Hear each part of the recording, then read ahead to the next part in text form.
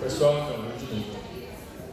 Vou convidar a professora Cláudia Amorim para a palestra Simulação Computacional, Projeto de Pesquisa, Histórico e Perspectivas. Fala.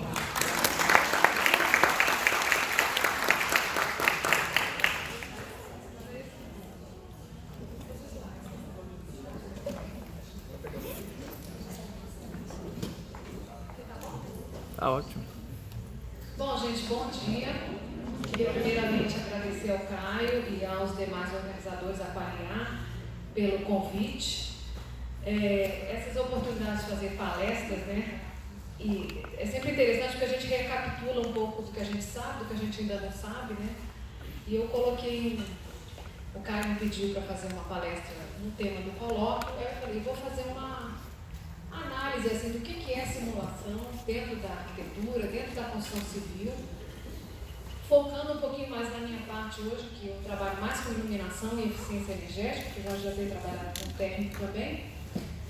Então, coloquei esse título aí, Simulação Computacional, Projeto e Pesquisa, que eu gostaria também de diferenciar a simulação para uso no projeto e a simulação como ferramenta de pesquisa.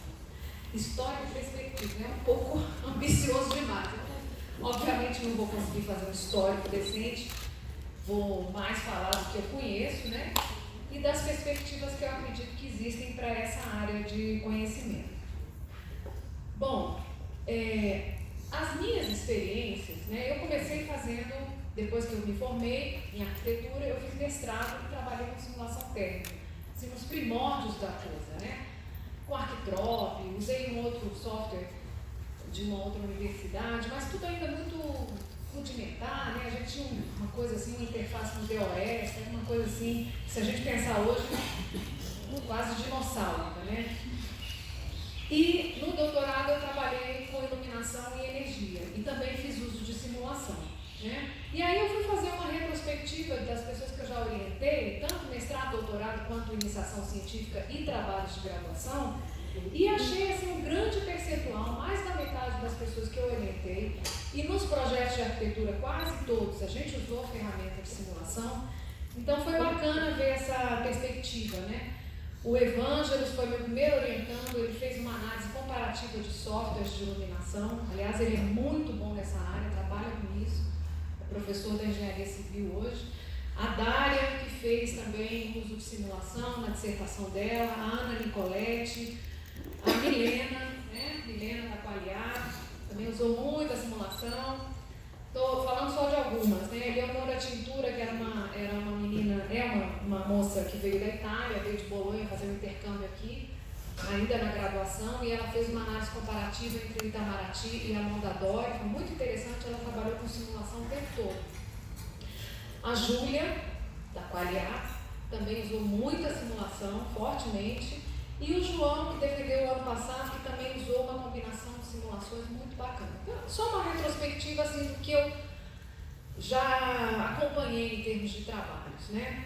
A gente trabalha no Lacan. O Lacan é um laboratório antigo dentro da Faculdade de Arquitetura, né, de 92, e quando eu ingressei na faculdade, eu achei por bem, devido à minha área de atuação, ficar no Lacan, sem criar um novo laboratório, né? A gente às vezes tem que aproveitar a estrutura que já existe. E a gente tem uma equipe lá que trabalha, né? Essa equipe é meio flutuante, mas basicamente os professores que estão lá trabalham com a área de conforto térmico, luminoso, sonoro e eficiência energética. Bom, o que eu gostaria de mais ou menos tocar por aqui é isso aqui, conceitos primórdios das simulações, com maior foco em iluminação e energia, tipos de simulações, importância na questão ambiental, né, e no projeto, a simulação no projeto e na pesquisa, quem simula, quem desenvolve os softwares, aí tem um conflito interessante da gente discutir, e as perspectivas, né? Essa figura que eu coloquei aqui, ela me é muito cara, porque é uma simulação que eu fiz na minha tese de doutorado, que depois foi capa de uma revista Paranoá focada em iluminação e eficiência energética. Então, embora seja uma simulação que hoje parece até meio rudimentar, né? Ela foi feita com Lightscape, que nem é mais usado, já foi descontinuado. Tem umas coisas que pra gente viram marcos, né, da vida da gente. Aliás, isso aqui, para quem não reconheceu, é difícil de reconhecer mesmo, mas é o Parque Shopping. Aqueles zenitais do Parque Shopping.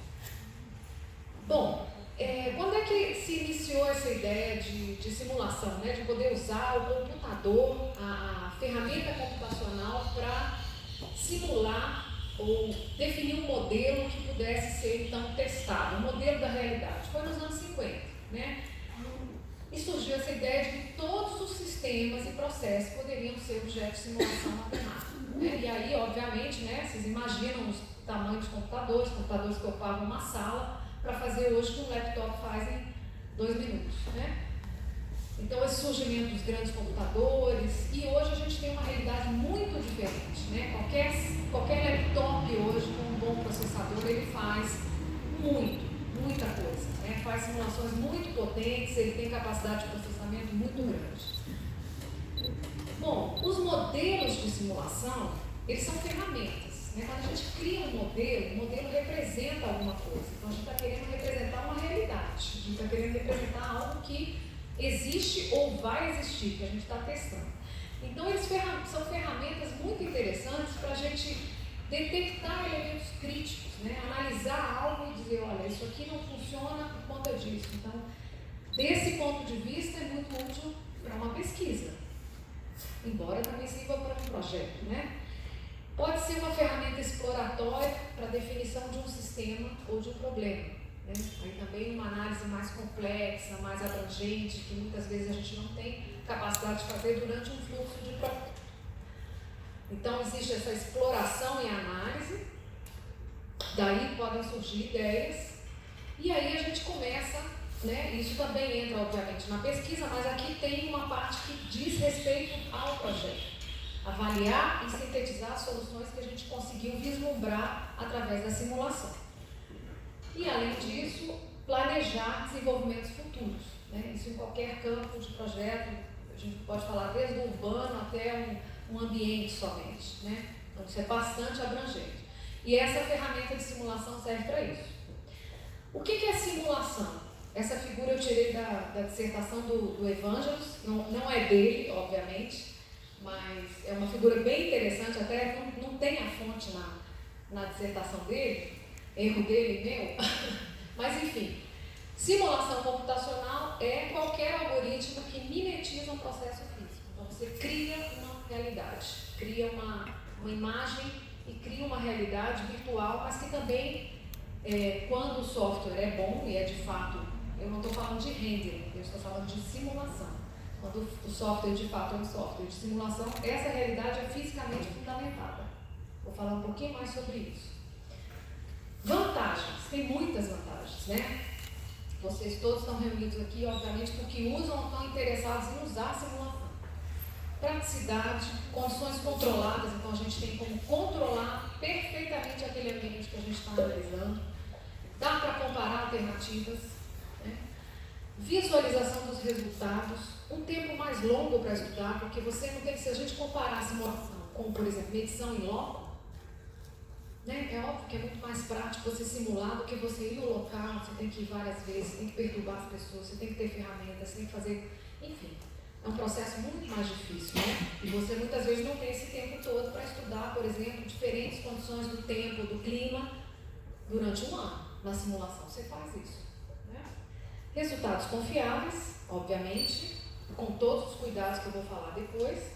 Investimento relativamente pequeno. Aí eu estou falando de um investimento que vai ser amortizado ao longo da vida profissional. Isso eu estou dizendo por quê?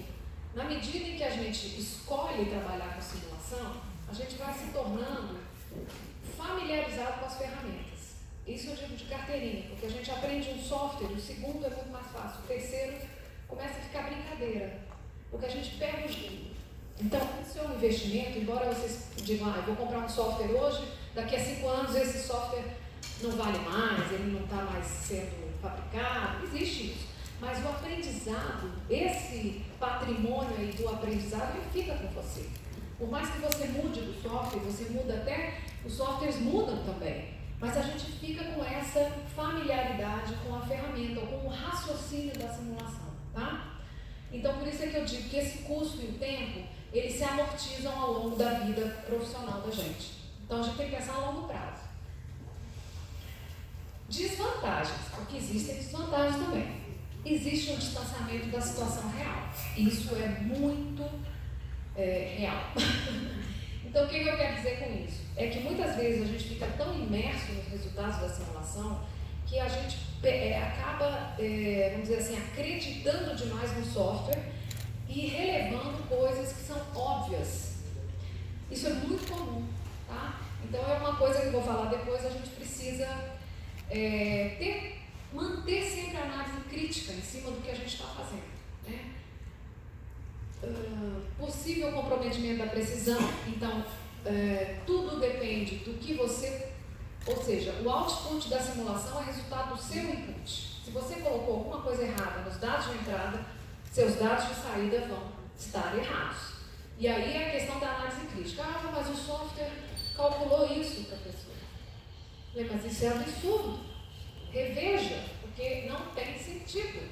Tem que ter análise crítica. E isso software nenhum vai fazer. Porque o software obedece a gente. Então, se você colocar alguma coisa, se vocês colocarem alguma coisa errada ou que não reflete a realidade, o software vai devolver isso para a gente, tá?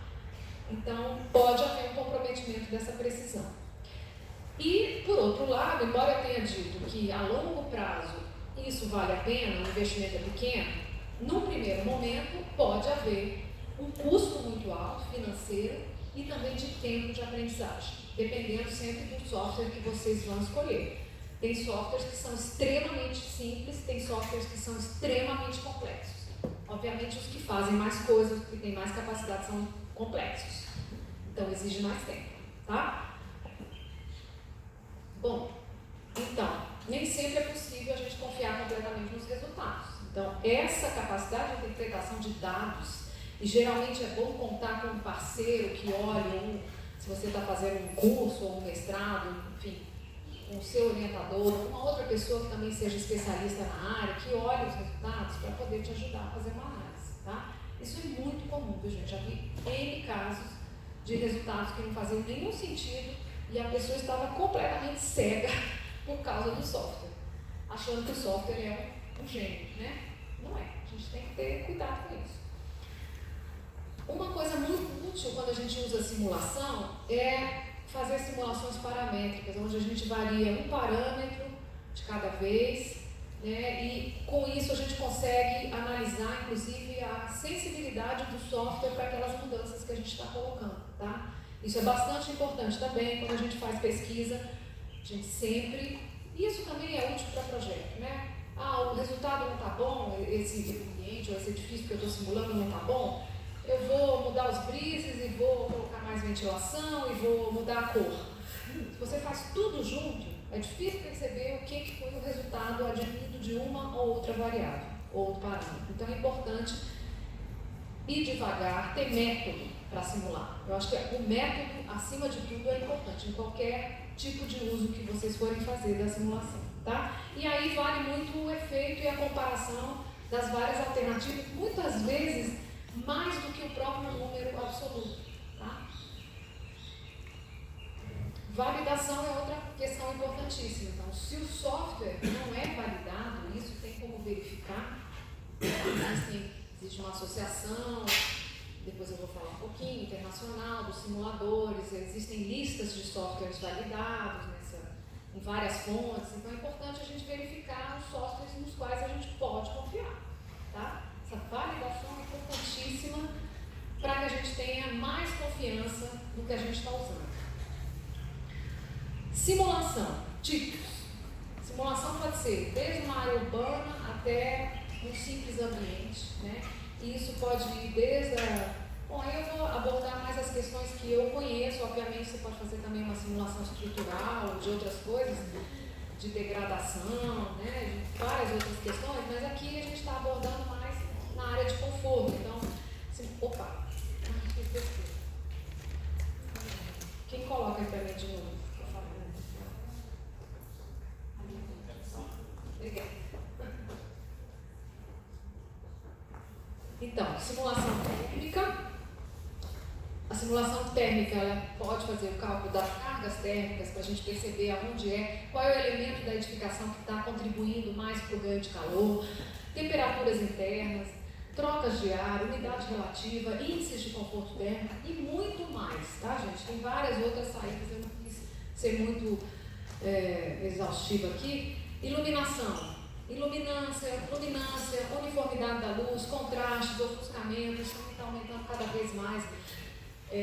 Ventilação, né, que é o fluidodinâmica, o professor Gustavo aqui é especialista nisso, né, Gustavo? Tem softwares específicos só para essa parte de ventilação, embora alguns softwares de térmica também trabalhem com isso, né? Mas a gente sabe que os melhores softwares são específicos para ventilação. Fluxos do ar, velocidade, temperaturas internas, resultantes, etc. E eu não coloquei aqui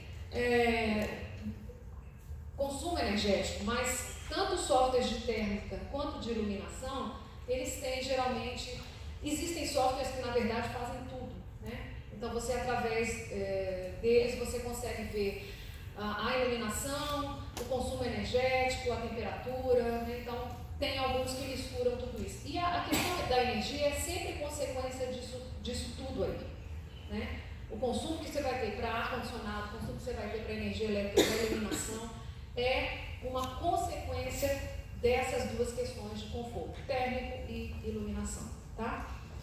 E ventilação, obviamente. Bom, com relação a simulações de iluminação, essa é uma pergunta assim, que muita gente faz, né?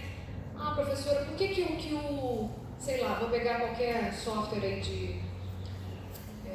de modelagem, né? Por que um software de modelagem, um AutoCAD ou um outro qualquer, não é a mesma coisa o que ele faz? Ele está me dizendo aqui que ele está dando os resultados de sombreamento, de luz, né, de iluminação da cena. De sombreamento até existe já realmente alguns softwares de render que fazem, que é mais simples.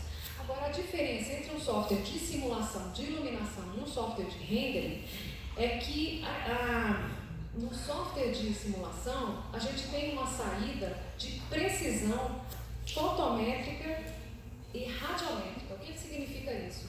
Significa que o software ele consegue ler as propriedades fotométricas de cada material que você colocou lá. Obviamente você tem que ter colocado corretamente. Então a gente coloca a cor, a gente coloca a rugosidade, a gente coloca a absortância, a refletância. Cada software vai pedir uma coisa, né? E alguns softwares pedem inclusive valores de RGB, a composição cromática de cada cor que está ali. E o software, a especularidade, se for um vidro, se for um espelho, ele vai ler isso de forma precisa e fotométrica, considerando as propriedades fotométricas. Um software de render não faz isso, tá? Então é muito diferente. Alguns softwares de render têm, de fato, evoluído para isso, mas são poucos, tá? Então a gente tem que tomar muito cuidado com essa questão. Render não é simulação, tá?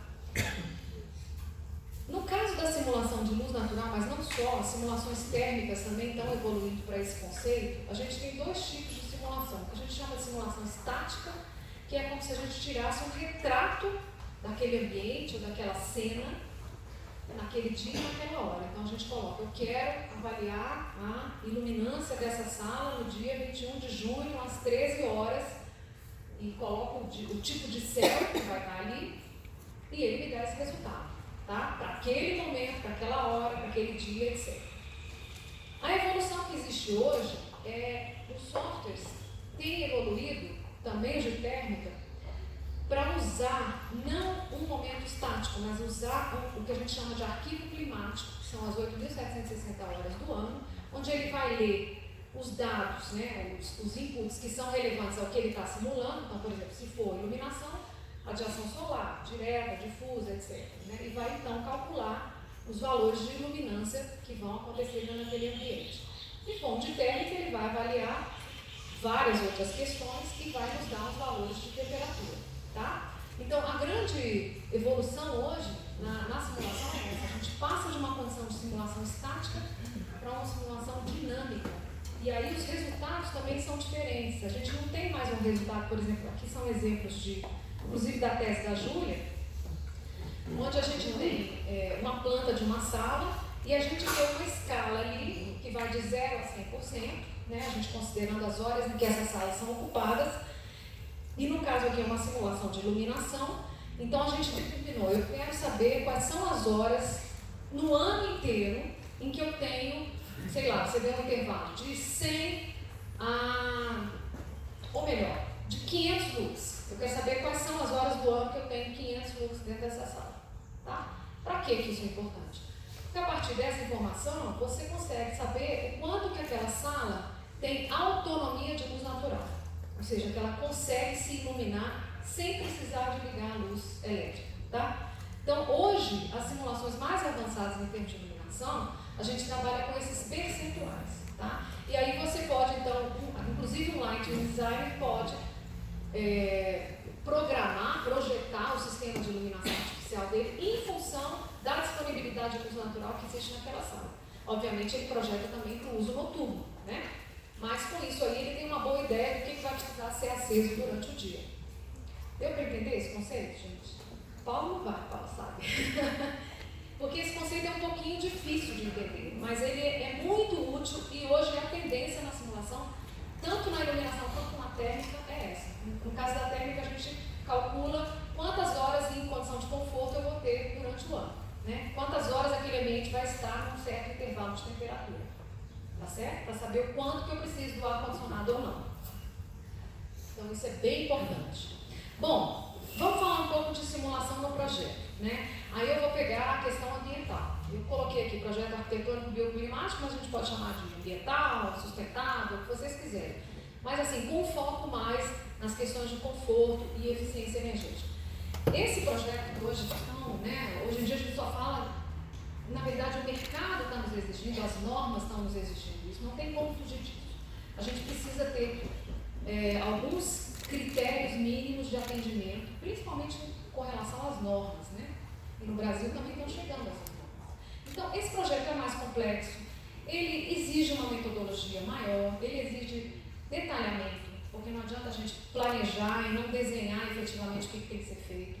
Ele exige uma formação específica e muitas vezes, aliás, na maioria das vezes, existe um especialista que intervém para certos assuntos específicos, né?